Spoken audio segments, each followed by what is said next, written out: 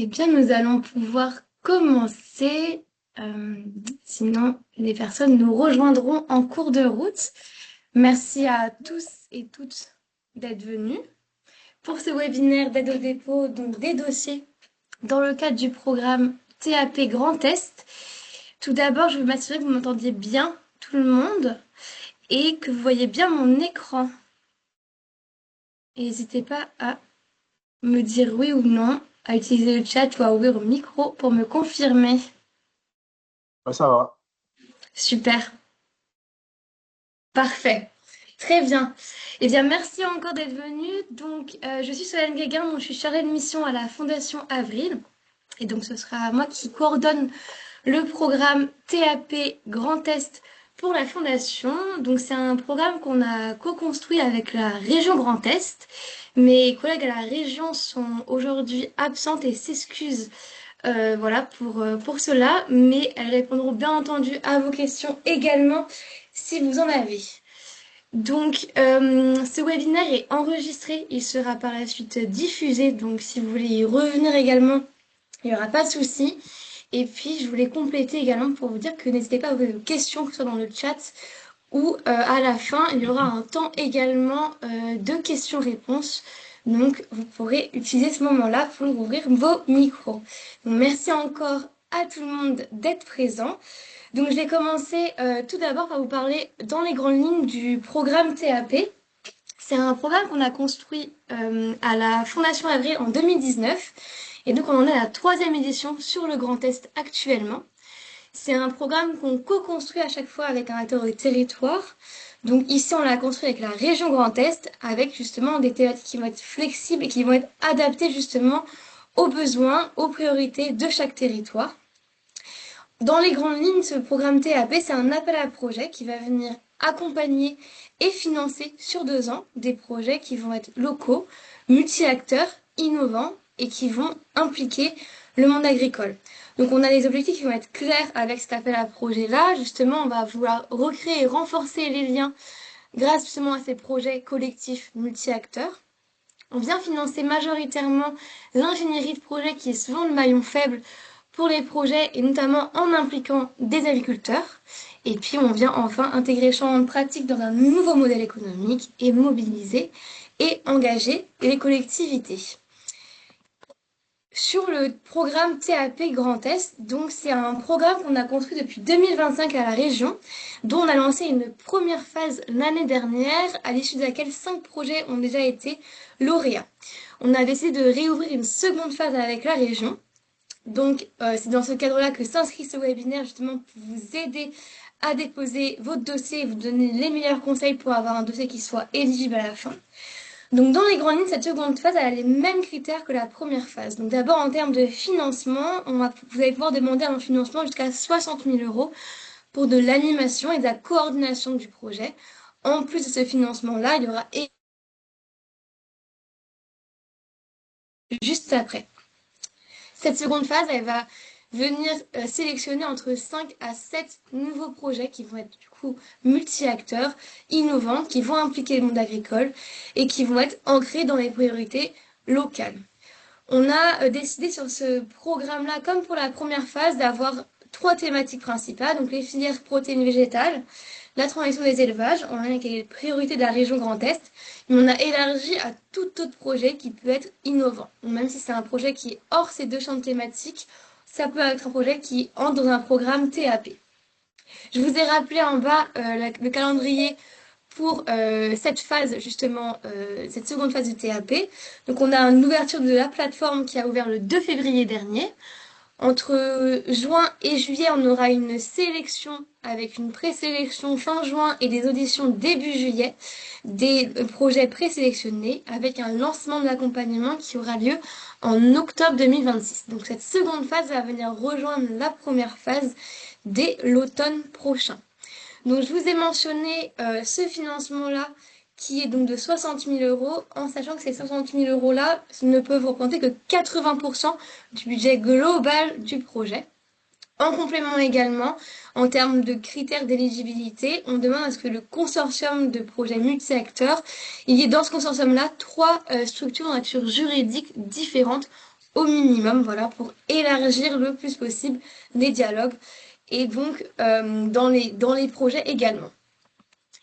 Je voulais également revenir rapidement sur le programme d'accompagnement avant de venir plus spécifiquement sur la plateforme de candidature et venir justement vous donner des conseils sur cette plateforme-là.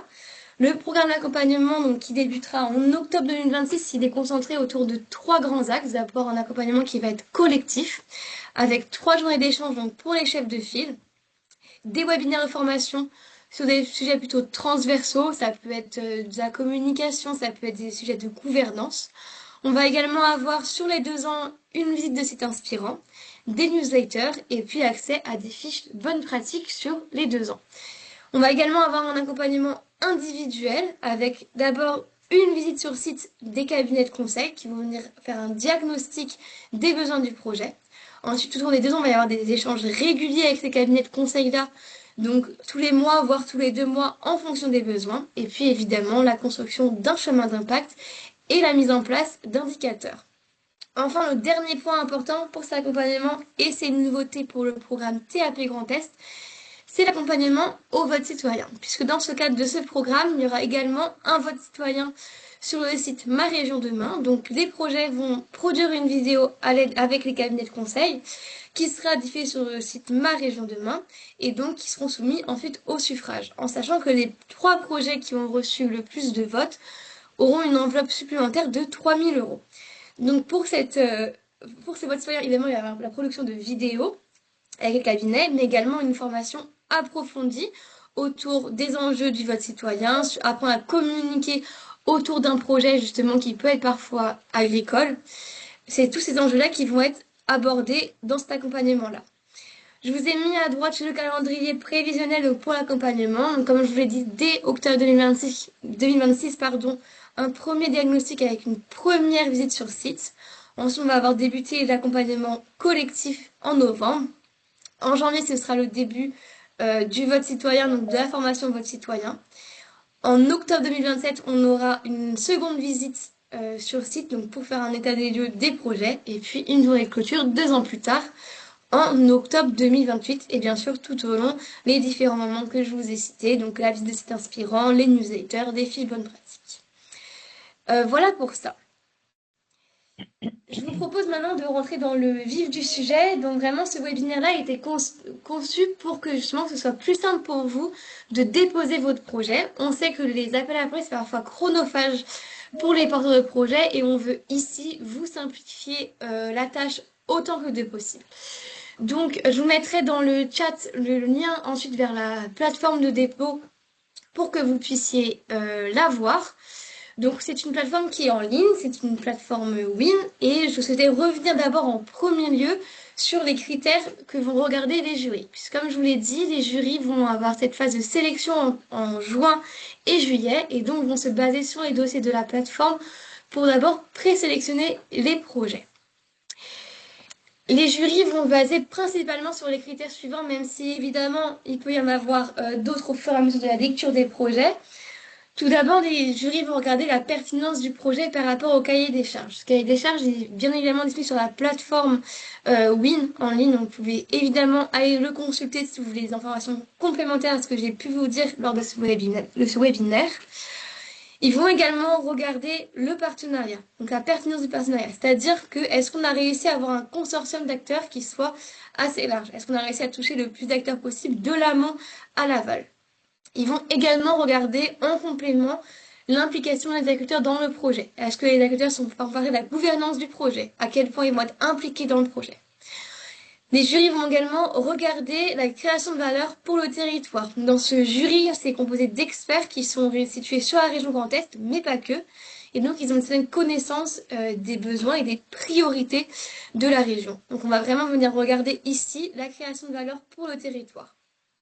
Il y a également tout l'aspect volet accompagnement donc, que je vous ai dit précédemment, qui est vraiment un des points clés également de ce programme TAP. Et donc, dans la plateforme, on a une question qui est demandée sur les besoins d'accompagnement. Donc, à ce stade-là, les projets, justement, identifient des besoins, des freins, des conseils qu'ils pourraient avoir besoin sur la suite du projet. Donc, c'est également tout ça que les jurys vont pouvoir regarder. Et puis enfin, on a un point sur la pérennisation du projet. En fait, les projets vont être financés et accompagnés sur 2 ans, oui, mais on souhaite que les projets d'ailleurs puissent perdurer dans le temps et donc perdurer sur les territoires. Ça va justement en lien avec la création de valeur pour le territoire.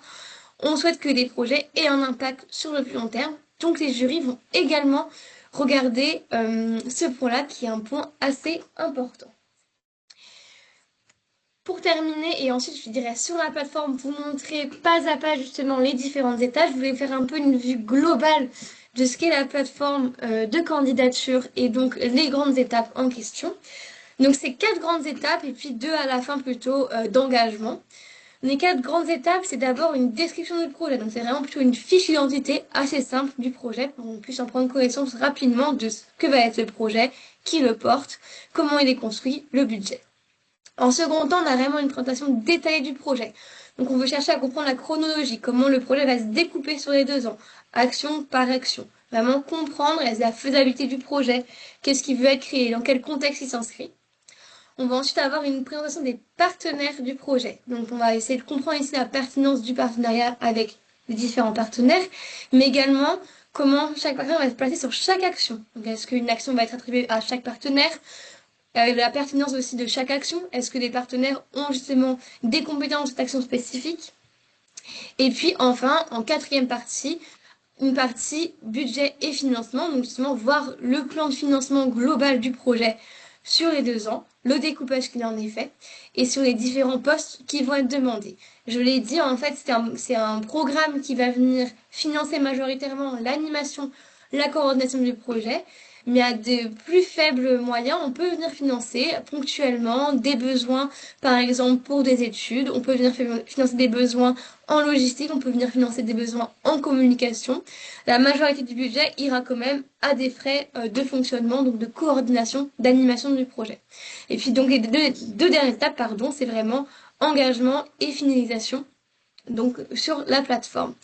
Je vous propose de passer donc sur la plateforme en ligne et vous allez me dire si vous voyez toujours mon écran.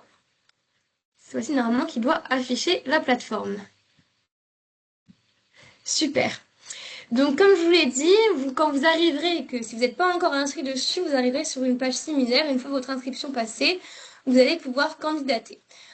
Juste en dessous, vous allez avoir tout ce que je vous ai décrit là sur le webinaire en première partie, la présentation des appels à projets TAP, l'accompagnement, et aussi, comme je vous l'ai dit, le cahier des charges qui est disponible sur la plateforme si vous voulez plus d'informations. Également, on a une FAQ qui est disponible, et puis les contacts et liens utiles, je vous les remettrai à la fin évidemment, en cas de besoin. Donc, sur la plateforme, comme je vous l'ai dit, la première étape, c'est vraiment assez simple. On a vraiment plutôt besoin d'une fiche d'identité du projet. Donc, le nom du projet, qui est le résumé officiel du projet. Très concrètement, assez synthétiquement, comment est-ce que le projet va s'articuler, qu'est-ce que va être le projet. Ensuite, on va avoir des informations sur la structure chef de file du projet. Voilà, pour comprendre qui porte le projet, bien évidemment. Donc, c'est évidemment pareil, assez simple ceci. Et puis enfin, le référent dans la structure de file. Donc, à qui est-ce qu'on va devoir se référer quand on suivra ce projet, s'il est sélectionné. Ensuite, on a évidemment en vision globale le nombre de partenaires dans le projet. Et puis, donc, je viens de voir qu'il y avait une question sur le calendrier prévisionnel. Donc, quand est-ce que débutera le projet, quand est-ce que se finira, en sachant que les dépenses éligibles le seront pour les projets sélectionnés à partir du 30 mai prochain. Donc, si des dépenses ont été engendrées à partir du 30 mai, elles peuvent être éligibles dans le programme TAP. Donc là, c'est vraiment en termes de calendrier prévisionnel, ici, à indiquer ces 2 ans, en sachant que je reviendrai dessus après. On aura une partie action où vous allez pouvoir plus spécifiquement, action par action, donner un calendrier plus précisément du projet. Et donc bien évidemment ici un budget prévisionnel pour le projet. Donc le budget global en tout du projet et puis le budget demandé ici à la Fondation Avril et à la région Grand Est dans le cadre du programme TAP Grand Est. Si je passe à la seconde phase, c'est là où on va venir détailler le projet en lui-même. D'abord, comme je vous l'ai dit, il y a vraiment une notion importante sur ancrer dans le territoire et donc ancrer dans les enjeux. Donc on va venir demander évidemment la localisation du projet, comprendre où est-ce que se situe sur le territoire du Grand Est. Je ne l'ai pas mentionné, mais dans le consortium, il faut que la majorité des acteurs soient situés sur le Grand Est. Il peut y avoir une structure dans le consortium qui n'est pas dans le Grand Est si la majorité est située dedans. On va également demander le contexte territorial pour comprendre dans quel contexte le projet ici s'inscrit. On va avoir également besoin d'un diagnostic initial. Est-ce que le projet est issu d'un précédent projet? Est-ce qu'il y a quelque chose qui a évolué et qui a mené à ça? Quels ont été des besoins qui ont mené à ce projet-là? On a évidemment ici la question des thématiques. Donc évidemment, ça peut être filière protéine végétale et nouvelles ressources, programme ambition éleveur ou tout autre projet qui est innovant pour le territoire, même s'il n'entre pas dans ces deux thématiques-là, c'est pas un souci. On va avoir également besoin de la zone d'intervention du projet. Donc zone d'intervention, c'est vraiment à quelle échelle. On veut comprendre aussi ici à quelle échelle on peut intervenir sur le projet, etc. Et si le projet peut être déployable à d'autres échelles autrement. Et donc c'est là où je vous disais qu'il y a également une description détaillée, action par action du projet. En fait, cette partie-là va permettre au jury de comprendre la chronologie du projet, afin de comprendre quelles actions sont prévues. Donc, dans cette catégorie-là, il y a vraiment demandé la date estimée de démarrage de l'action, la date de fin estimée, la structure ou la personne qui est en charge de l'action, les acteurs qui vont être impliqués, et puis les résultats attendus en termes de livrables également pour cette action-là. Vous pouvez rajouter autant d'actions que nécessaire, voilà, sur le projet.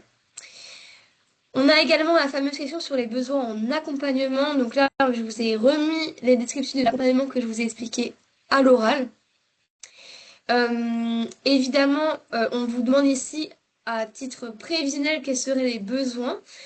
Tout ceci est fait en fait en sorte que même si c'est un projet qui est assez émergent, on sait que le projet peut vivre et peut évoluer et il n'y a pas de souci là-dessus. On demande juste qu'à l'instant T, pour le jury, pour qu'il puisse se positionner, puisse comprendre voilà, le projet, qu'est-ce qu'il souhaiterait être sur les 2 ans. Évidemment, on sait que c'est la vie d'un projet qui peut parfois évoluer et donc que les besoins d'accompagnement vont également évoluer au cours des 2 ans. Donc, on a enfin les impacts attendus sur le territoire. Donc, pour le territoire, les agriculteurs et les citoyens, donc, que ce soit en termes économiques, sociaux et puis environnementaux. Donc là, vous pouvez mettre des mots-clés, des phrases, c'est comme vous souhaitez, vraiment juste qu'on comprenne de manière globale quelle valeur va être apportée pour le territoire, pour les agriculteurs, pour les citoyens et sur les différentes catégories, donc économiques, sociales et environnementales. Vous avez ensuite un espace de dépôt de documents et ressources complémentaires. N'hésitez pas à mettre des documents qui vous sembleraient pertinents. En termes de longueur de documents, on est sur des documents assez synthétiques quand même, puisque les jurys vont prendre connaissance de documents, mais si c'est un rapport de 40 pages, ça peut être trop lourd à lire en entier. Donc privilégiez des documents qui soient plutôt synthétiques et qui expliquent bien, qui soient complémentaires à ce que vous avez pu apporter avant, qui apportent de la nouveauté comparé à ce que vous avez écrit sur la plateforme en ligne. Sur la suite, donc c'était la présentation des partenaires du projet. C'est une partie qui est assez importante puisqu'on veut vraiment que ce soit des projets collectifs forts où vraiment les partenaires, les liens entre les partenaires soient construits, se construisent sur les 2 ans. Ça peut être des nouvelles coopérations tout à fait, tant qu'on a vraiment cette notion de gouvernance partagée tout au long des 2 ans. Donc on va vraiment demander ici le nom de la structure partenaire, le statut juridique, la zone d'intervention, les missions dans le cadre du projet, les compétences et moyens apportés à chaque fois, et l'intérêt et apport du projet pour l'acteur. En sachant que cette partie-là, n'hésitez pas à faire inviter des membres justement pour venir compléter. C'est le bouton qui est juste ici, inviter un membre d'équipe. Vous avez le droit jusqu'à 5 personnes sur la plateforme en même temps, justement pour vous aider au dépôt du projet et pour remplir justement toutes ces notions-là qui sont liées aux partenaires du projet. Idem, vous pouvez rajouter autant de partenaires que vous le souhaitez ici. En termes de gouvernance, là ici c'est vraiment pour comprendre comment va s'articuler le projet, comment est-ce que les différents partenaires vont échanger au cours des 2 ans, comment la sous-chef de file va se positionner dans cette gouvernance-là. L'expérience également du chef de file va être importante. On veut comprendre, est-ce que vous avez déjà mené des partenariats comme celui-ci précédemment? Est-ce que c'est quelque chose de nouveau? Et auquel cas, c'est pas forcément un souci, mais c'est vraiment comprendre où est-ce qu'on se situe en termes de chef de file. Et puis évidemment, j'avais mentionné avant, l'association d'agriculteurs agricultrices au partenariat. C'est vraiment important pour nous, ce qui est le monde agricole et des agriculteurs agricultrices dans le partenariat, dans ces projets multi-acteurs. Donc ici, idem, vous pouvez rajouter autant d'agriculteurs, d'associations que vous en avez dans votre projet. Euh, et puis ici, par exemple, vous avez encore cet espace de documents complémentaires de présentation, si besoin, justement, pour ajouter des informations à ce que vous n'auriez pas dit précédemment, autant sur les partenaires que sur les agriculteurs. Voilà, sur toute cette partie-là.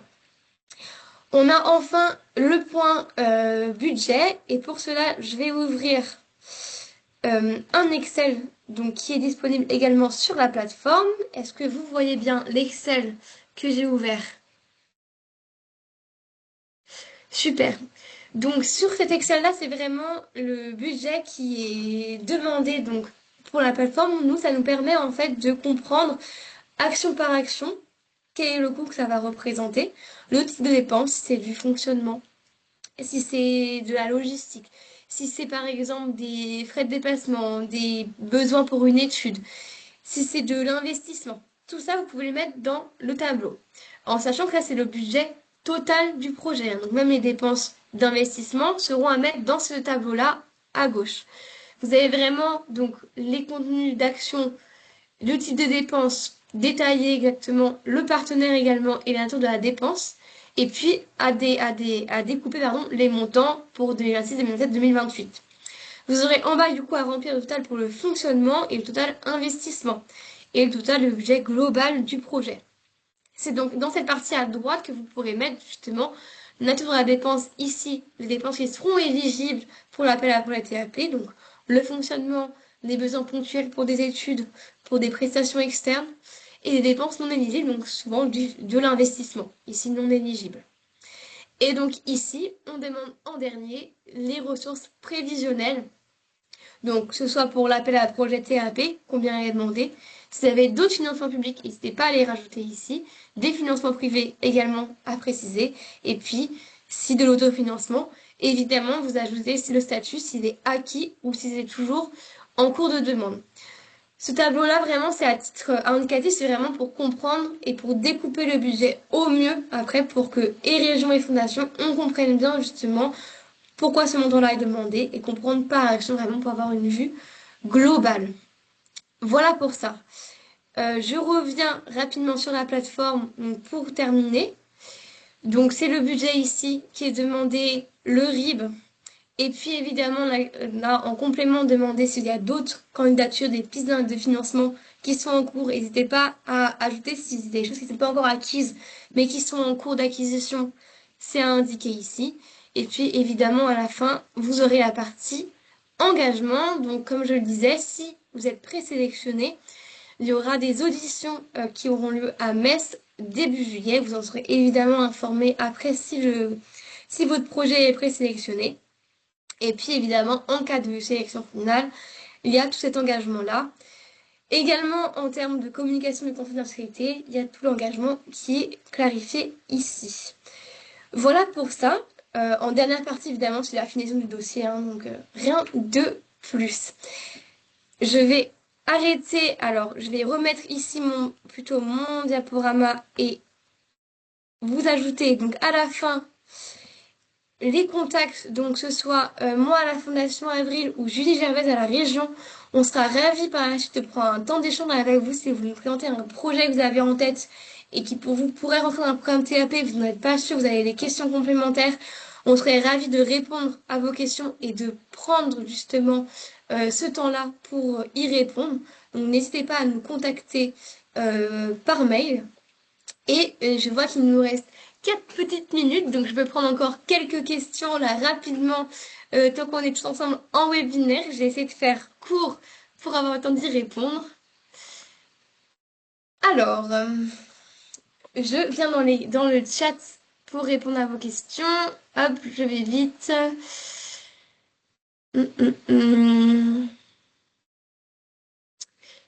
Ici, j'ai une question. Quel justificatif de dépenses à fournir? Agenda, fiche de paie? Oui, donc, alors en termes de justificatif, après nous, côté, alors ça va être un peu différent côté Fondation Avril et côté région, hein. Chaque fois, on a quand même ces deux partenaires-là. Nous, côté fondation, vous aurez donc des bilans techniques et financiers à remplir justement pour justifier les dépenses. Donc justement, ça peut rentrer dans les fiches de paye qui vont être rentrées. Si c'est des dépenses, par exemple, d'une prestation externe, vous avez fait appel à un expert, vous avez également ces fiches-là. Si c'est des besoins, par exemple, en communication, les factures qui vont être liées à cette dépense-là. Donc oui, fiche de paie, fiche, en tout cas pour la coordination du projet, tout ça, ça sera pris en compte. Vous aurez un bilan, si vous êtes sélectionné, un bilan intermédiaire, donc au bout d'un an du projet, et puis un bilan final au bout des 2 ans. Euh, Est-ce que chaque partenaire qui est bénéficiaire du financement ou uniquement le chef de file? Alors, ça, ce sera en fonction de ce qui est mis par action, donc en fonction des actions qui sont données aussi aux différents partenaires. Évidemment, c'est à vous de le remplir sur la plateforme. De manière globale, nous, le financement va aller au chef de file. On va donner le financement, par exemple, les 60 000 euros iront au chef de file. Il y a possiblement un accord de consortium qui est assigné et donc un engagement qui ensuite a de reverser pardon, les fonds qui sont dus aux différents prestataires sur les 2 ans. Donc nous, après, on fait seulement un versement unique vers le chef de file.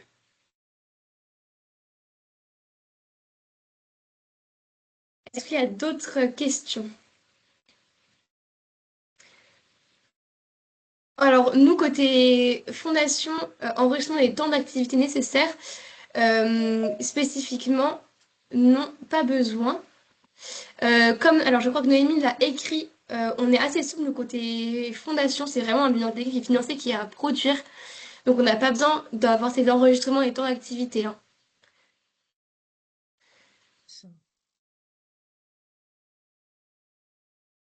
Les dépenses internes sont-elles prises en compte? Est-ce que vous pouvez spécifier votre question? Dépenses internes. Dans le terme de fonctionnement de vos structures, par exemple? Bonjour, ce sera plus simple à l'oral. Oui, Euh, bonjour. je parlais par exemple, on a un projet sur une filière Miscanthus, donc et avec aussi une entreprise pour fabriquer des chaudières adaptées.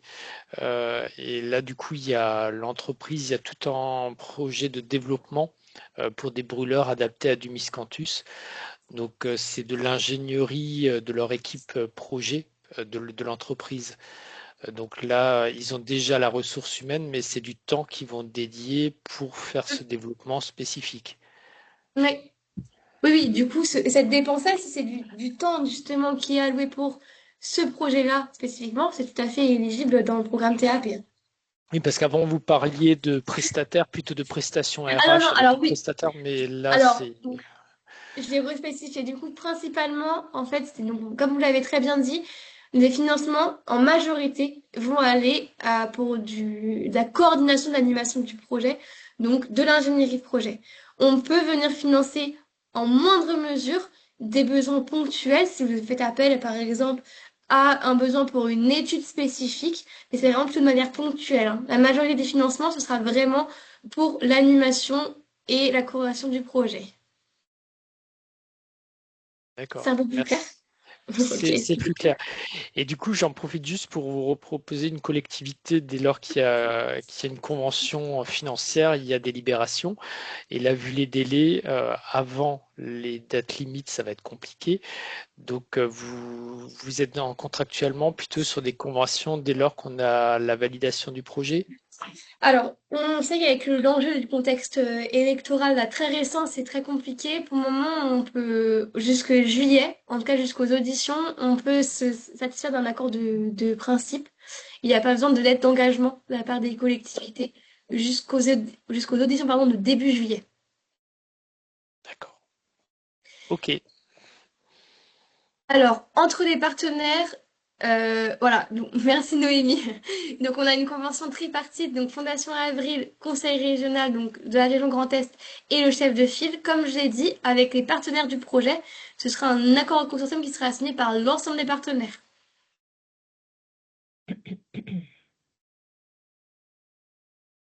Oui, je vous écoute. Disons, si aujourd'hui, pour regrouper les trois partenaires, on crée une association, c'est possible?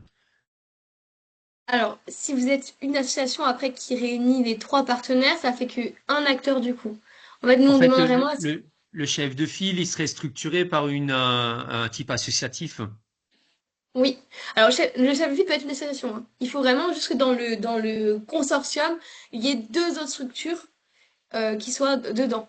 Mais vous pouvez être une association en tant que chef de file, hein, tout à fait. Et non, non, et, si les différents partenaires sont associés dans l'association et la forme juridique associative est possible pour déposer le dossier. Alors, oui, mais du coup, si c'est la forme associative, ça fait une seule entité. Oui, mais Donc, les différents partenaires sont associés dans l'association. alors, on n'a jamais eu affaire à ce principe-là. Il faudrait que je revoie avec la région. Mais pour nous, il faudrait vraiment qu'il y ait deux autres structures qui soient en plus dans partenaire. On veut vraiment, je comprends bien ce que vous avez dit, hein. Vous avez vos partenaires qui sont dans l'association, donc ça fait déjà cet effet justement multi-acteurs. Mais nous, en termes en fait éligibilité, on cherche vraiment trois structures différentes. Je serais peut-être à reclarifier avec la région. Je pourrais à ce moment-là revenir vers vous pour voir où est-ce qu'ils en sont eux de leur côté. Mais en tout cas, nous jusqu'ici, on a toujours travaillé avec trois structures minimum. Et j'ai vu qu'il y avait une autre main levée. Je vous écoute. Ah, je vous entends pas. Vous avez coupé votre micro, je pense. Oui, bonjour. Je prends en Bonjour. route. Excusez-moi, j'avais des problèmes de connexion. On était un petit peu en Pas de panne souci. chez nous. C'est la Chambre d'agriculture de Haute-Marne. J'appelle Oui. parce que j'aurais voulu vérifier avec vous.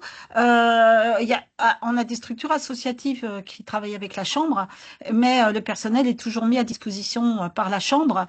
Du coup, le porteur, on n'a pas de difficulté à avoir trois porteurs associés dans le projet. Par contre, on en aurait peut-être qu'un qui met des moyens humains dans la conduite et l'animation. Est-ce que c'est un frein ou est-ce que ça pose pas de problème? Non, pas de souci. Non, non, c'est pas un souci. Voilà, parce que nous, Chambre, en fait, on met des moyens Oui, humains à oui. disposition des Oui. autres structures, mais on met les Bien autres sûr. structures en place pour que politiquement, ça soit vraiment une concertation qui soit faite avec les acteurs des filières ou avec les producteurs et que ça soit pas juste des décisions de bureau de chambre et que ça implique bien les partenaires. Oui, Voilà. tout à fait. Oui, oui, ça fonctionne très bien. Merci. Je vous en prie. Alors, il est 14h05 bientôt, donc on a déjà dépassé un petit peu le temps. Ce que je vous propose, bien évidemment, c'est vous pouvez me recontacter ou contacter Julie également de la région si vous souhaitez avoir plus d'informations sur l'appel à projet, si vous voulez vérifier l'éligibilité de votre projet que vous avez en tête. On sera ravis de prendre un temps d'échange avec vous spécifiquement et même de revenir sur le projet par la suite. Donc, je vous laisserai évidemment y répondre. Pour rappel, le calendrier, donc c'est la fermeture de la plateforme, est prévue pour le 30 mai prochain. Donc, vous avez encore un peu plus d'un mois. Donc, n'hésitez pas, surtout si vous avez d'autres questions. Et je vous remercie encore pour votre présence à ce webinaire. Merci encore. Je vous souhaite une très bonne journée à tous et à toutes. Au revoir. Merci. Au revoir. Au revoir.